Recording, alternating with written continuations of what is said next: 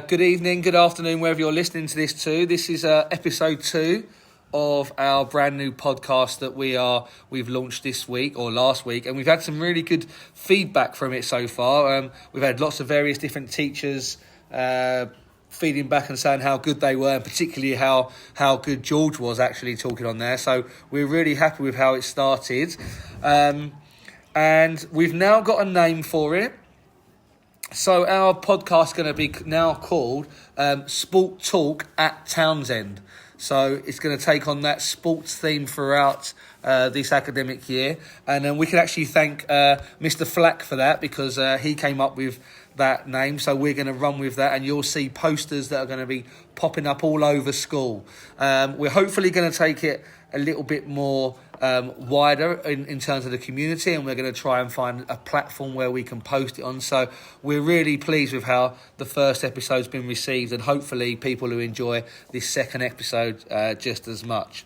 So as we do every week, I've got George with me. George, you want to say hello? Hello. So George is here with us, and we're going to have a review of the weekend's Premier League, and then George's expert category this week is the Ballon d'Or, which he's been watching closely, and we can see who the world's best men's player was this year.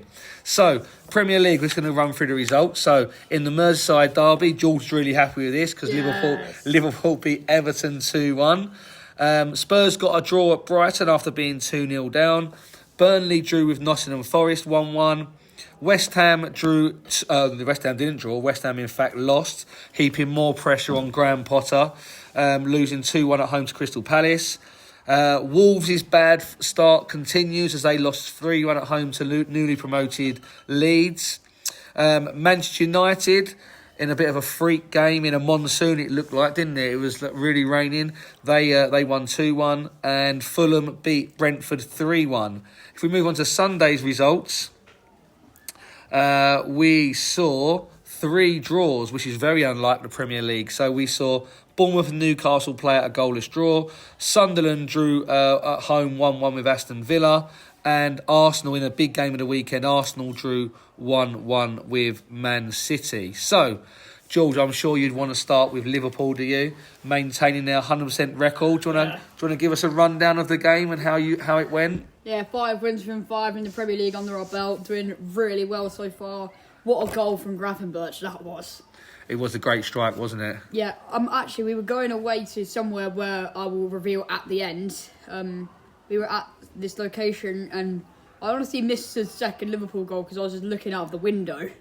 Yeah, very well. Credit to Everton, played really well. For Tarkowski, he's a really good defender. Credit to him. Even though, as of last season, I do not have the best of relationships with him. Yeah, credit to Everton, played really well, but happily for us, we got all 3 points. 5 from 5 from Liverpool, and it's looking quite scary for the rest of the Premier League. Just they haven't actually hit their straps, as we say, and played really well yet. So it's I think the rest of the Premier League are going to be looking on with quite a lot of trepidation there, I think. Let's look at the mighty Spurs. A 2-2 draw with Brighton. We were 2-0 down, and it looked like it was going to be a bit of a bad afternoon for Spurs after winning in the Champions League in the week. But 2 goals, one from Richarlison and an own goal, saw us take a point. So we can't be too disappointed with taking a point at Brighton, which is a really tough place to go because they've got a top team now. What's your view then, George, on West Ham? They seem to continue to struggle as they lost at home 2-1 to Crystal Palace. I know some people that I know think West Ham could go down. One of my friends from St Albans is actually a West Ham fan. He reckons they could go down, but I reckon West Ham, they're going to pick up a bit of form at the end of the season. I reckon they'll stay up. Yeah, I think so. I think there needs to be something changing there at the moment, I think. It's not looking great for Graham Potter, is it, George? What do you think? Yeah, I think Graham Potter, I reckon he'll be gone before Christmas, honestly. Obviously, we've got Benfica. They just appointed big manager like Jose Mourinho. We need West Ham. West Ham, they need to appoint a big manager, like a big name manager, to help them stay up in the Premier League if they want to maintain their form in the top flight. Like They won the Conference League a few years ago. They're winning European trophies to being in the Championship. That can't happen. Yeah, I agree. I think there might be a change that's going to come quite soon. What about the big game of Saturday, or the second big game of Saturday, where Man United, Mr. Timpson's Man United, we always say, Mr. Timpson's Man United, they beat Chelsea 2-1. 2 red cards. I saw the first one from the Chelsea goalkeeper. Definitely a red card in my opinion. Played out in what you could say was very wet conditions at Old Trafford, but eventually Manchester United did get the job done and now have 1 win. Yeah, I think so. I've not seen conditions like that for a long time, especially at this time of year. It was like a monsoon, wasn't it? It was really wet. Monsoon even affecting the Championship with Blackburn versus Ipswich Town eventually being abandoned after Blackburn went a goal up. That was in the 80th minute as well. 80th minute. Yeah. I'm sure a bit of relief from Ipswich fans, but Blackburn fans disappointed that they did not get the 3 points they were hoping for. Yeah, I think they're going to announce a decision on that game at some stage today. I think the decision's coming out. Also, obviously Sunday we had 3 draws. Obviously we'll focus on the big game of the day, Arsenal and Manchester City playing out a 1-1 draw. What are your thoughts on that, George? So I was actually out at a restaurant eating with my family when we were keeping a very close, you could say, eye on the game. First goal Manchester City comes from Erling Haaland, and then right at the end Arsenal got what you could argue was a very, very lucky goal from Gabriel Martinelli. Yeah, I think the best. I think the winners of that game were actually Liverpool, because it maintains that gap to Arsenal and Manchester City, doesn't it? Keeps us 5 points clear at the top of the Premier League. And I think it's they need to start picking up points or beating each other, don't they? Because otherwise Liverpool, it looks like they could run away with it. They could run away with it again, win a 21st league title, which I know Manchester United fans will be very, very salty about. Or Mr. Timpson's Manchester United, as we like to say. Yeah, definitely Mr. Timpson's Manchester United. Okay, so we've had a little look at the results from the Premier League there. I don't think there's any other big stories coming out of the Premier League this week, apart from sort of managers under pressure, really, is there? Not really. So we're going to focus on something that actually happened last night. So I think it was in Paris, wasn't it? Paris, so in Paris, it was the Ballon d'Or Awards. So it was where France football, this has been going for about 50 years now. And we've had some British winners of this, including the likes of Michael Owen. I'm pretty sure Kevin Keegan may have won it back in the 70s. I know Dennis Law definitely won it. Yeah, Dennis Law definitely won it as well. So we've had some British players that have won it. But George's going to give you a lowdown on the top 10 players of the world, and obviously give his opinion about the winner as well. Okay. The top 10 Ballon d'Or rankings are: in number 10th, we have Nuno Mensch. Number 9th, Gianluigi Donnarumma. Number 8th, we have Cole Palmer. Number 7th, we have Kylian Mbappe. In 6th, Ashraf Hakimi. In 5th, we have Rafinha. In 4th, we have the definitely should be higher, Mohamed Salah. In 3rd, we have Vitinha. And in 2nd, we have Lamine Yamal. And number 1, the official best player in the world, Ousmane Dembele. Okay, so give us a little bit of a lowdown for those of you who don't know who Ousmane Dembele is. Ousmane Dembele, he's a French striker who plays for Paris Saint-Germain, or shortly mainly known as PSG. Won the Champions League. He's played really well this season. I feel like you can debate all day who should have won between Ousmane Dembele and Lamine Yamal, but in my eyes, I feel like in them two, it should be Dembele. Yeah, I think he had a top season last year. Obviously, he helped Paris Saint-Germain to that first Champions League title, didn't he? Obviously, him as well, like 5 years ago, deemed a flop at Barcelona, so now winning the 2025 Ballon d'Or. Yeah, I think so. Yeah, I think he was playing out wide, wasn't he, when he was at Barcelona? And I don't think their style of play quite suited him, or he didn't suit them. There was just something a little bit missing there. But since he's gone to PSG, he's been sort of a revelation, hasn't he? Yeah. So yeah, any you mentioned Mo Salah there. Anything else? Anything or a reason why you think about why he's placed in that position there? I don't really know. I feel like he definitely should be higher with the wins that he had. Everyone thought, because at the start of last season, Haaland was outscoring clubs in game week 3. Everyone was ready for like another 10 billion goal season. But then Manchester City just stopped, and then Mo Salah and Liverpool just turned on and had the most incredible winter, happy for me, which ultimately led to us winning the title, and actually should be a little bit higher than 4th. Yeah, I think he had a top season last year, didn't he? I'm going to go early with my prediction for next season. I think Haaland might win it next season. I think I feel like he definitely deserved it in 2023 when Messi won it, obviously, for winning the World Cup in 2022 in Qatar. But I've got to say, winning one World Cup doesn't automatically make you the best player in the world. You've got to have golden boots in your respective leagues, or like the Champions League. You've got to be doing really well in your domestic cups. You've got to be doing really well in everything to win the Ballon d'Or, not just winning the World Cup in one tournament. Yeah, I think so. I think it's something where you really need to put yourself out there and really be like the dominant player for that club, don't you? And score lots of goals. And ultimately, your club's got to win something, haven't they? And I don't think there's anything quite as big as the Champions League for someone to win. And with that, Manchester City knocking Man United off their perch of being the only club to win the treble. Well, Messi and PSG, all they kind of really won was Ligue 1, which PSG win every single year, and obviously the World Cup. Even at the start of the World Cup, I did actually predict Argentina to win it, and I was correct, but I didn't really feel like Messi deserved the Ballon d'Or. I feel like it definitely should have gone to Erling Haaland. Yeah, potentially. That's definitely something that could potentially would have happened. If we look at the women's game, then I don't know if you've seen at the women's game, but we've had Aitana Bonmati of Barcelona, and she's won it for the 3rd consecutive year. So she plays for Barcelona, plays for the Spanish national team, is a top player, and she's won it 3 times in a row, which is something that's quite it's unbelievable for her to have done that. So big thing there for Aitana Bonmati, and hopefully that's going to inspire lots of our girls in school to take up the sport after the Lionesses with their win in the summer as well. Yeah, and I've actually just found the rankings. I feel like Chloe Kelly, she's 5th. I feel like she played really, really well at the Euros. Maybe deserves to be a little bit higher. Hannah Hampton in 10th, doing really well. Lucy Bronze there. A lot of Lionesses in there, hopefully inspiring girls, not just in this school, but of a lot younger girls, maybe in primary schools, to take on careers as footballers and maybe help England win the Women's World Cup in the future, which is something I definitely like to see.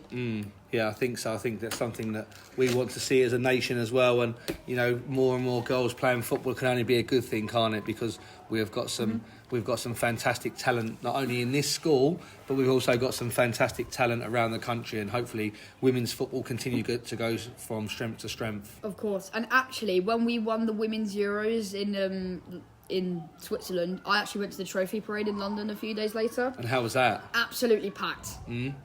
Well, it was in July, wasn't it? We just finished school, hadn't we, I think? I think we just finished school for the holidays and I went to watch the trophy parade. It was packed. You literally could not move. I was trying to get close to the front, but I couldn't really get that close to the front. Yeah. But at least we saw the players, we saw the trophy, we saw the women's Cruyff Trophy winner Serena, I can't remember. Wiegmann. Serena Wiegmann. She's doing really well with England, and she's won 3 Women's Euros in a row, obviously 1 with the Netherlands and 2 with England. If we can make 3 Women's Euros in a row, I think the women's team will become better historically than the men's team. Obviously, we won. Last trophy we actually really won was the World Cup in 1966. Yeah. Okay. Right. Moving on then. So, George was actually at the game for St Albans City on Saturday. So he's going to give us a little rundown about that, and then obviously what we've got to look forward to coming this week. So, George, take it away. So, on Saturday, we went away to Whitehawk, which is where I was watching the Merseyside derby. Really good game. Whitehawk took quite an early lead, maybe more in the middle of the first half. We scored very, very late on, and there was actually a gate down by the goal, and our fans just opened it and ran on the pitch to try and give our players what they deserve after fighting so hard in that match. We're getting a lot of late goals at the minute, a lot of hope. We do continue to remain above the likes of #United, but below the likes of currently the unbeaten Brentwood Town. Yeah, I was actually For those of you who don't know, I'm a level 4 referee, and I was actually on the first game at Brentwood Town versus Aveley. And we had a chat after the game, and we said, the way both teams play, we thought they'd probably be mid-table. Well, Brentwood Town have just gone from strength to strength, and they're currently sitting top of the league, aren't they? And I see their attendance. They played Billericay at the weekend, had 1,500 people there. So for a game at Step 3, that's an absolutely incredible amount of people that are supporting their team. So what have we got coming up this week, George, for St Albans City? So coming up this week, tonight at 6:45, we have got Lewis at Clarence Park. I'm not going to go to the game. I'm going to stay at home and watch Liverpool versus Southampton game. But at the weekend is one I may be going to. We are away to Woodford Town in the FA Cup third round of qualifying. So if you remember from last week, we said about St Albans City, and they was awaiting the winners of Bury Town and Woodford Town. Well, Woodford Town actually won 1-0 after extra time. So they now get the right to play St Albans in the third qualifying round, John. We're getting ever close to that first round proper, aren't we? There's a lot of optimism among our fans. When we beat Hitchin Town in the second qualifying round, everyone was saying that we're going to Wembley. I think Wembley might be a bit of an exaggeration, but we could get to the first round proper. Hopefully, we can knock out a big name team like in 2021 when we knocked out Forest Green Rovers when they were top of the EFL League 2. So yeah, everything to play for St Albans in what it seems to be quite a big week. You mentioned Liverpool versus Southampton there, George. Do you want to explain what competition that's in? That is in the Carabao Cup, which Grimsby Town recently locked Mr. Timpson's Manchester United out of. I don't know if he was very happy about that. Possibly not. Hoping we can see a lot of rotation. I reckon we could see Marmadashvili go in goal. Giovanni Leone could make his debut along with our experienced defender Joe Gomez. Hoping to see Isak maybe score tonight. Maybe he might play a bit longer to get a bit more match fit. Hoping to see Chiesa up top. Maybe the experience of a player like Robertson in there somewhere. Do you think Isak gets some minutes? I reckon he'll get some minutes. I reckon he will be subbed off. Maybe like either at half time or just at the start of the second half for maybe a Hugo Ekitike, maybe someone else. Not sure. Yeah. Are you expecting a Liverpool win, are you? Of course. Yeah. And going back to it, so Spurs, I'm going to the Spurs game tomorrow night. We're playing at home to Doncaster Rovers of League 1, I believe. They're in League 1, George. You want to check that out just while I'm talking? So, yeah, expecting a lot of rotation again for the Spurs players. Obviously, with playing in the Champions League now, we can't sort of rotate in the Europa League, so they have to play the strongest team, really. So, expecting a few changes tonight. Yeah, Doncaster Rovers are indeed in EFL League 1. They currently sit 7th with 16 points. Okay, so it should be a good game. They've reduced the ticket prices as well, which is quite good. So it means that more people that don't necessarily go could go. So there's lots of things to look forward to. One thing I want to talk to you about very quickly on here is about our PE trip. Now, this is something that George actually doesn't know anything about either. So we're trying to encourage more and more people to take part in our extracurricular clubs. They can come and be a guest on here if they want to. And we're hoping to run a trip in December. It's looking like it might be a stadium tour, but watch this space. But we're looking to potentially do a stadium tour just to reward those students that are turning up to the clubs on a regular occasion. So it's really important that if you are listening to this, that you try and really get on those or get to those extracurricular clubs, because it could mean that there might be a reward trip in there for you at the end of this term. So it's something to think about. And I have heard the stadium could potentially be Wembley, a stadium I've been outside of but never been in. Oh, there. So George is really excited for that trip. And we're really excited to reward those students that sort of go above and beyond for Townsend's sport at the moment. There's football fixtures coming thick and fast. I know the sixth form team have played, and unfortunately they went out to a strong St Columbus team. But there are sports fixtures coming along all the time. We're in the middle of cross country season, so we've seen students represent the school at a number of cross-country meets already, and we've got 2 or 3 more left. So sport at Townsend is really picking up the pace, and we hope that to see lots of you there, either participating in or supporting our students that run there. But that's it for this week.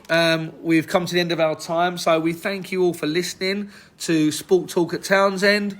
We'll be back next week with, and George, I'm sure George will be reviewing the 2 St Albans City games. Hopefully we can get 2 wins. Hopefully, and he really wants to see him progress in the FA Cup, I think. I really want to see us go to the first round proper, but what I think is going to happen, we're going to get to the first round proper, it's going to be a Saturday, and then we're going to get a team from like Cornwall really far up north. Yeah, George does like travelling to the games as well. As you heard, he went to Whitehawk on Saturday as well. We'll be back with a roundup of all the Premier League news, and there is a massive event taking place at the weekend, George. I don't know if you know this, in golf. The Ryder Cup is on at the weekend, which is probably the biggest team event in golf. So I'll do a little bit on that to review that, but I can't wait to spend the 3 evenings that I've got watching that golf competition, because it is something special that comes around every 2 years. So thank you all for listening, and I hope that you tune in again next week for the next edition of Sport Talk at Townsend. Take care. Bye-bye.